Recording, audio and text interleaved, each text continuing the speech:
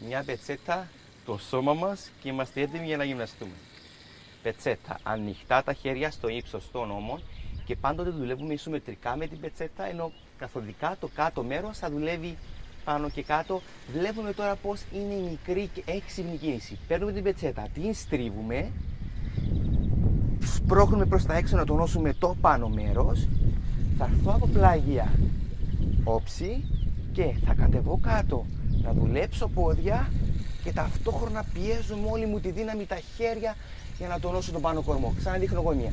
Στρίβω πετσέτα, κατεβαίνω κάτω, ελέγχω το σώμα και ταυτόχρονα πιέζω την πετσέτα προς τα έξω. Θα κάνουμε αυτή την άσκηση για 20 επαναλήψεις και στη συνέχεια θα κάνουμε πρόβολες με τον ίδιο τρόπο. Πιέζουμε προς τα έξω, γίνεται προβολή και κάνω στροφή του κορμού, να νιώσω πλάγιους και πρόσθιους κοιλιακούς να με τραβάνε. Πιέζω την πετσέτα και στρέφω το κορμό μου προς τα έξω. Μια καλή άσκηση για κάτω κορμό αλλά και για κοιλιακούς και πάνω ψηλά.